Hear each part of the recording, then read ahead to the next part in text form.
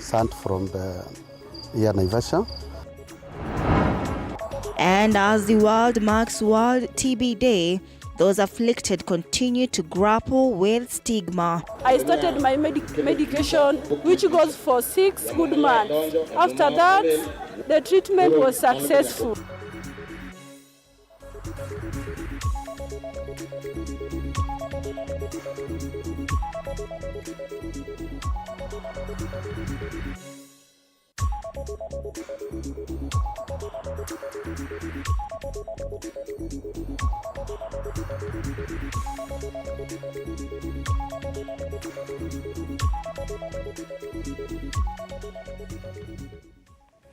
All right, welcome to the broadcast. Remember, we are live across our social media platforms at TV47KA. My name is Anne Odida, and on to our top story this afternoon. President Ruto now says the affordable housing project will not only provide employment opportunities for the young people in the country, but also ensure there is sufficient land available for agriculture and food production. Speaking this afternoon at the SEK Emmanuel Church in Bahati here in Nairobi, the head of state reiterated that the recently assented law will provide employment to thousands of Kenyans who would work in the housing units.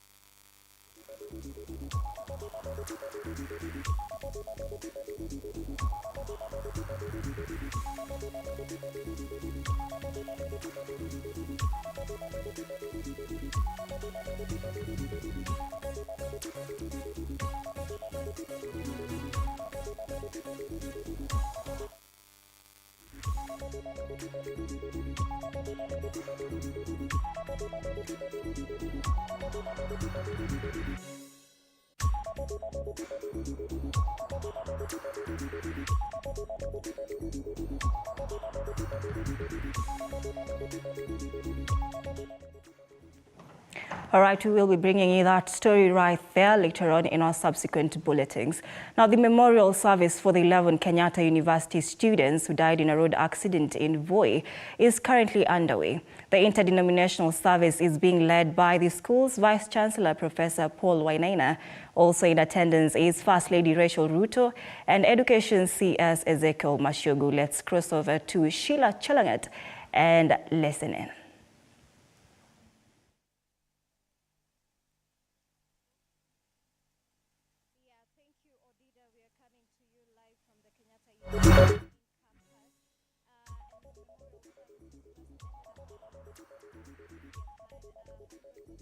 To reach out Jehovah.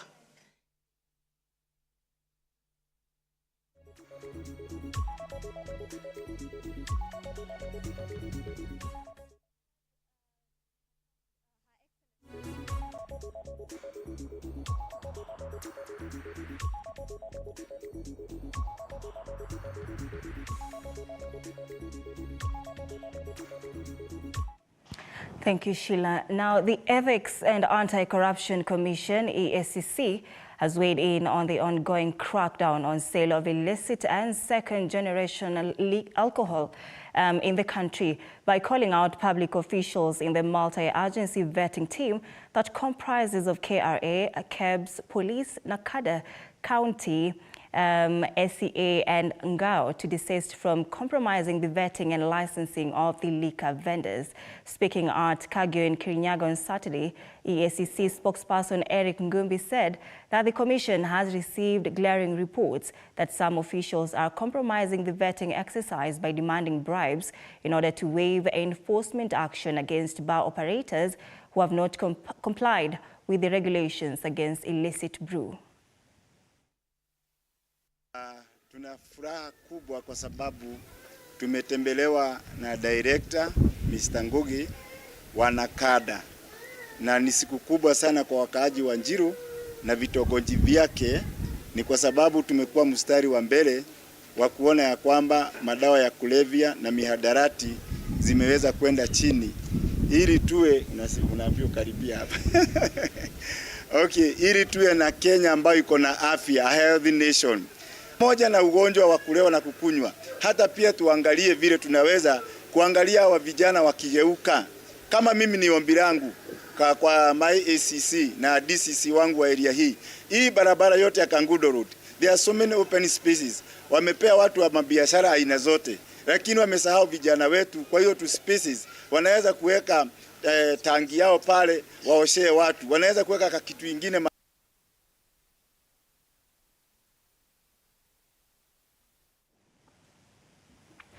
Now, as the global community observes World TB Day and a theme, Yes, We Can End TB, the spotlight falls on the ongoing challenges faced by individuals battling tuberculosis. The journey of Pfizer Mourning, now a TB champion, epitomizes this struggle as a survivor diagnosed in 2022, initially grappling with negativity but later confronting the harsh reality of medication side effects. Speaking during an event of commemorating World TB Day at Nyang'nyala Level 4 Hospital in Rachuonyo South Sub-County, the Homa Bay County Director Health Services, Dr. Gordon Okomo, said 40% of TB cases are still being reported annually according to a TB prevalence survey of 2016, that is a report. He added that the patients continue infecting others unknowingly. I was diagnosed with TB in 2022, like a day today, World TB Day. We went for outreach as healthcare workers. Then I produced my sample. The sample turned out as positive TB. I took it negative because it's like any other disease which can get anybody else. From there henceforth, I started my medication, which goes for 6 good months. After that, the treatment was successful. When I started taking my drugs, I experienced some side effects of the drugs, like the swelling of the lower limbs, pain of the lower limbs, but that one did not stop me from continuing with the drugs. 40% of TB cases are missed annually, according to a TB prevalence survey report of 2016. These patients continue infecting others, adding to the already big number of undiagnosed people. For us to find all people with TB, we need to realize that TB is everyone's business and therefore take responsibility. Where we go wrong is people basically wait for the 4 symptoms. We don't need to wait for the 4 symptoms to suspect you have TB. Basically, one of the symptoms qualify that you should visit a health facility and be screened for TB. Now, Naivasha security team, in collaboration with an operation team from the DCI headquarters, have nabbed a diesel syndicate worth over 7,000 litres, worth over R1 million shillings in Mai Mahiu town and Longonot township in Nakuru County. Our reporter Willie Dennis Njiru witnessed the operation and filed the following report.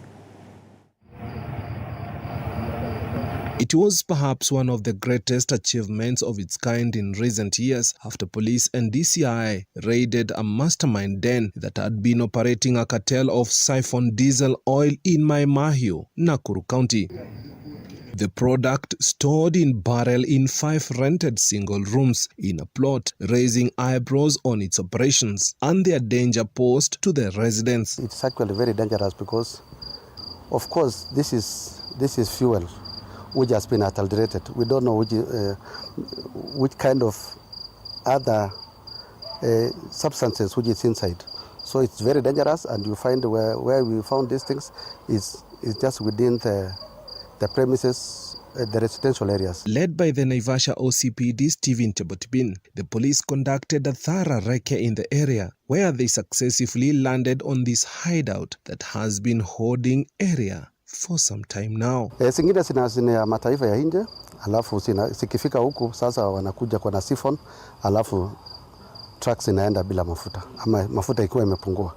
Inanyima serikali pia ushuru because sasa if you find a value of such a magnitude, definitely the government is losing a lot. The 7,000-litre consignment here accounts for over R1 million street value. The sand lorries being main customers. Mostly they sell this fuel to those lorries who are ferrying sand from Naivasha towards Nairobi. And I want to also ask the owners of the truckers or the truck vehicles that they should be tracking their vehicles, because mostly sikikuja mpaka huku wanasifo ni fuel ambaye ingewasaidia pia to reduce the cost. On 28 August 2021, a similar consignment of 3,000 litres transformer oil worth over 10 million shillings was nabbed just 500 meters away. Local authorities vowing to continue with the crackdown. We have arrested 4 already, but we are going for some, which we know will net many time. This is a syndicate. It's not an issue of few people like the way you have arrested those few. We'll be going for some. Reporting for TV47 from Maimahio in Nakuru County, I'm Willie Dennis Njiru. Now let's take you back to Kenyata University, where the memorial service for the 11 KU students who died in a road accident in Voi is currently underway. The interdenominational service is being led by the school Vice-Chancellor, Professor Paul Wainaina. Also in attendance is First Lady Rachel Ruto and Education CS Ezekiel Machugu. Sheila Chelangat is on standby. Good afternoon, Sheila. Kindly bring us up to speed with how is the mood right there at Kenyata University at the moment? The Kenyata University main campus memorial service was being held today in memory of the 11 students who lost their lives at the accident that occurred in Voi on Monday evening. And we have seen hundreds of students and family, friends coming together to just condole and pay their tributes to these students who lost their lives. Quite an untimely death for most of them, for all of them. And we are joined by some of the students from the Department of Health just to pay their tribute. Step forward, introduce yourself, and maybe how has this loss really impacted you guys? Thank you so much for the opportunity. My name is Musoma Hilary. I have been a student leader here at Kenyata University. We are really saddened by the sudden death of the students here at Kenyata University, 11 in number. It's been a heavy week for our students here, the management, the student leadership, and the comrade fraternity at large. We have come today to have our memorial mass, which we just concluded a few minutes ago. And we really ask the country at large to support us, to keep us in prayers, to support the institution financially, to support the institution in any means that they would like to support it, so that we can see these students laid to rest, and those who are still in hospital gain recovery in the quickest manner possible. Thank you. Let's have probably another voice. Let's hear, how has it been for you? I'm Vincent Rucheng, one of the congresses of the affected School of Health Sciences. It's been a sad week for us as a school, losing more than 11 students in the tragic accident that happened last week.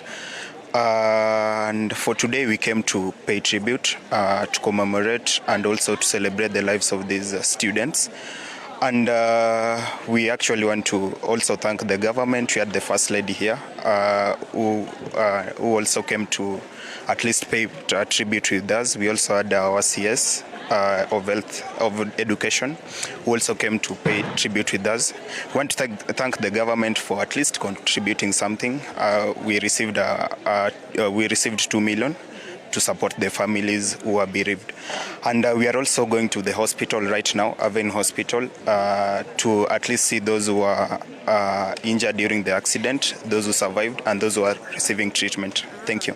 All right, Odida, that is the situation here at the Kenyata University. As you've heard, there was a donation of 2 million by President William Ruto to just help families who will be burying their kin this coming week. We will give you more information in our subsequent bulletins. Back to you in studio for now.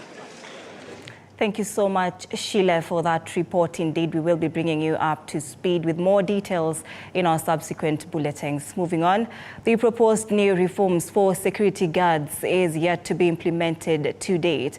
The Kenya National Private Security Workers Union KNPSW Secretary General Isaac Andambwa has called on all security guards to avail themselves on 30th this month at Uhuru Gardens to rally behind the implementations of minimum wage bill of 30,000 Kenyan shillings per month. Speaking in Nairobi on Saturday, Isaac Andambwa said the government and the regulator have come to an agreement to implement the proposed minimum wage bill of 30,000 Kenyan shillings. He also noted that the guards will be given guard post numbers on the same day. The guards who were present also joined hands with the union and vowed to avail themselves on 30th this month at Uhuru Park to ensure that their welfare is well taken care of. Slavery, exploitation, kunyanyasa, kuipia watu overtime, kuipia watu allowance, environment ya kazi, kuzikwa kama kakas ya ng'ombe, inaisha tarehe 30.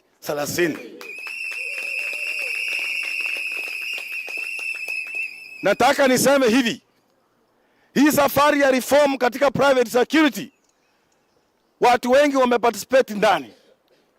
Kuna employers ambao wamesupport union by deduction of union dues. Mungu abariki hao employers. Kuna maaskari ambao walijitokeza angalau wana minimum wage, lakini wanaleta check off pesa kidogo kusaidia union ili kudrive mambo ya reform katika private security.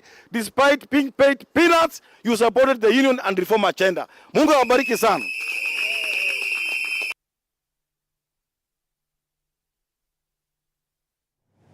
Now, the Institution of Engineers has been criticized for conducting elections in a manner that some of the candidates and their supporters were not able to vote due to what they termed as the system pre-selecting candidates for them.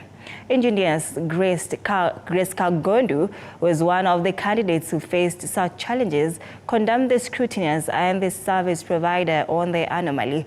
Kagondu suggested that the matter should be addressed and engineers given a free opportunity to choose the leaders of their choice.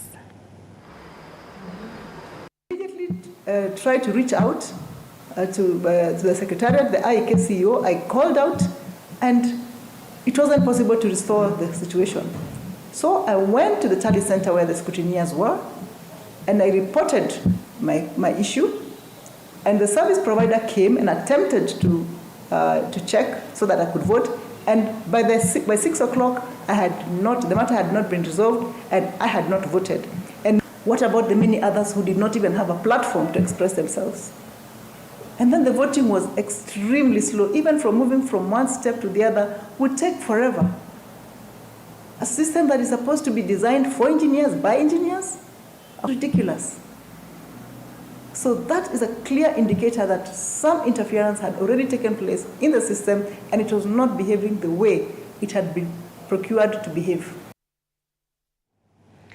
As the government is committed to advancing the socio-economic and political inclusion of women to achieve gender equality, women from Mombasa County have come together to form a SACCO comprising 600 members from across the county. Speaking during a meeting with leaders of the SACCO, Political Affairs Advisor to the President, Karisa Nzai, has urged Director of different parastatals to consider women when offering employment opportunities.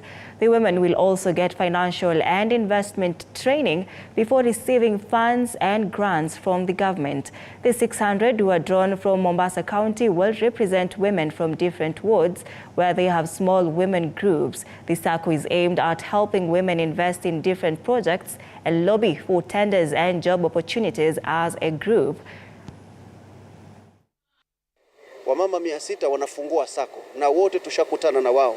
Na sasa nimepanga mpango na wale viongozi wenzangu ambao wako katika serikali wajue jinsi ya kuwaboresha zile nafasi zetu za kazi ambazo wamama walikuwa wanataka kuchukua pale Kilindini, kule KA, kule KRA na kwingine kote kuliko na institutions za serikali.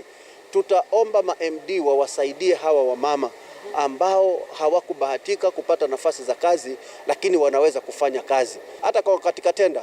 Si kuna women, na ndio sababu nimesema hawa wamama tutawaempower, tutawafungulia makampuni, wataweza kutafuta tenders, wataweza kufanya kazi, wataweza kufanya biashara. Pengine hawana pesa ya certificate and all is scattered. Kwa hivyo wanashughulika kuhakikisha zile certificate pia wamerejestiwa, wamesaidika, na pia watapewa elimu ya jinsi watakavyokuwa wakikopeshwa zile pesa, wakirudisha vipi, na interest watakuwa wakisave vipi. Yani kutakuwa na mafunzo before tu wapewe hand over zile funds, wasije wakaenda kumisuse. Ikiwa ni kama sako na tuko wamama 600, vile kama mheshimiwa ametuambia kuna wale wataenda wafanye kazi KPA, kuna wale wataingia port, KRA, kuna wale wataingia airport. So kina mama watapata ajira, watapata kazi. Tulikuwa tumesaulika sisi kuwa ni wamama tunatumika tu wakati wa siasa, na zikipita basi tunaachwa jinsi tulivyo.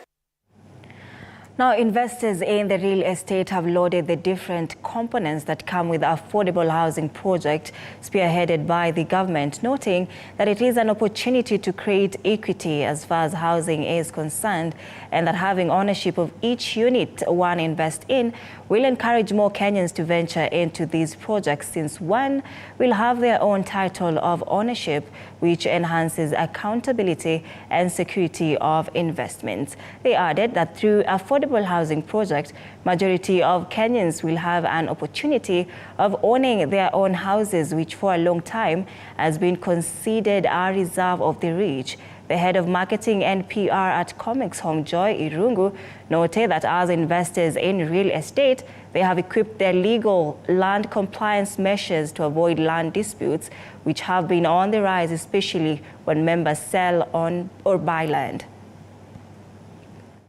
To uptake housing, first to have a roof over their heads, and then two, because it's a basic need. Affordable housing enables that to happen, because now the pool, which was previously available to a very small margin of the population, is now available to many. So affordable housing is good, it's a game changer. It's a basic need for Kenyans to have good accommodation, and if it's affordable, it will be very good for Kenyans. As to how it's going to be implemented, it's another question, but the very idea of having affordable housing is a plus. All right, now, Kitutu Chache North National Government Constituency Development Fund, NGCDF, has disbursed 60 million shillings to cater for school fees for all successful applicants this financial year. While launching the disbursement at Geturi Secondary School in Sensi Ward of Kisii County, Member of Parliament Japheth Nyakundi said he is committed to supporting education by all means possible, adding that all students in day high schools will each get 2,000 Kenyan shillings, while those in boarding high schools will receive 5,000 Kenyan shillings.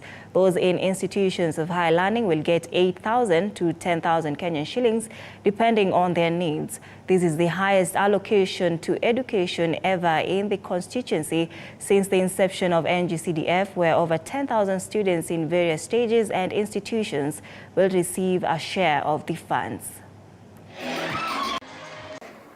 We have distributed bursaries worth 60 million Kenya shillings. And these 60 million shillings has gone up from last year, where we had 55 million Kenya shillings. This time round, we added another 5 million to 60 million Kenya shillings, so that we make sure that our students are in class, are in school, so that they can be able to work hard. We know that the government has given out money for capitation to every student. With what we're also giving out, we want to enhance what the government has already given out as capitation, so that we enhance this to the students, so that the students can be able to be in class. We know life has been a little bit difficult, but the parents are also working hard, so that they also give out money. They work hard so that they get out school fees, so that we support these kids, so that tomorrow and the day after tomorrow, they can be able to assist us wherever they can.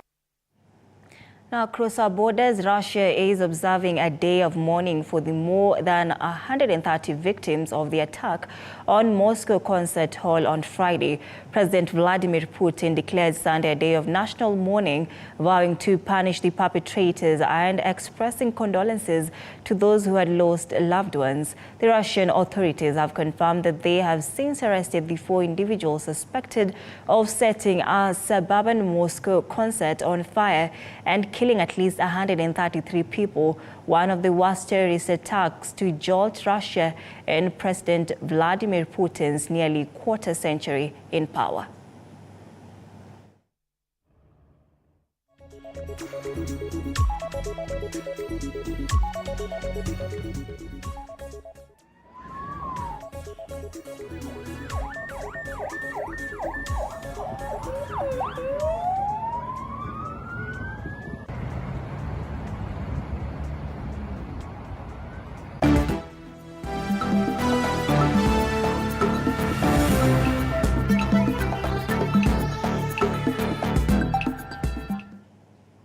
Now, in the world of sports, 16 teams, including 8 boys teams and 8 girls teams, are currently facing off in the inaugural Europe Day Kenya football tournament, which kicked off yesterday at Moi Girls High School in Marsabit County. In the yesterday's fixture, Moi Girls registered a barren draw against Sasura before defeating Goro Rukesa 1-0 as Karare High School defeated St. Peter's Mixed School and Dibayu School 1-0 and 1-0 respectively. In the boys category, Marsabit boys registered a barren draw against Dakabaricha and St. Paul's before falling to a 1-0 defeat against Gadamoji. Goro Ruseka defeated Saku High 1-0. Gadamoji fell to a 1-0 defeat against St. Andrew, while Dakabaricha stunned Goro Ruseka 4-0. 2 teams from Marsabit will book a slot for the finals, which will be played on the 17th of May at Ulinzi Stadium in Nairobi. After Marsabit, the tournament will head to Homa Bay, Kilifi, and the finale in the capital. All participating teams are kitted by the European Union delegation to Kenya, while also catering for other needs for the teams and the community. Marsabit, I've been in this country only for 6 months, so it's a bit difficult to pass all the views and judgments and all that, but I get the impression that Marsabit has been quite disconnected for quite some time, and perhaps also young people were quite marginalized. What we are trying to do is to connect them, to empower them, and also to create some opportunities for them. Give them an opportunity to meet their counterparts or their fellow footballers from other counties, give them some visibility in media, and give them recognition for what they have achieved. They are really the role models for others in this country. We are so excited to be here. We have played football. I'm the top scorer of this game today, and I'm so excited. I started football when I was young, and I'm so happy. And I'm so happy because it is so excited for me, and it will take me far. It's important for the recognition and for the empowerment. In Europe, the female football is now gaining a lot of popularity. I think this is also the future in Kenya, and we're happy to be part of it. I'm really grateful for the partnership that we have with the Ministry of Sport and with the counties and with Akakoro Football Academy, which is looking for talents and which I hope will be also able to find these talents through this tournament and connect them also to teams in Europe. We are so happy because it's giving us a platform where we can choose, even from the young ones, the talents that we can nurture and link them to higher heights in the future. I want to thank the European Union for choosing Marsabit County. I know where they had only 4 counties that were participating.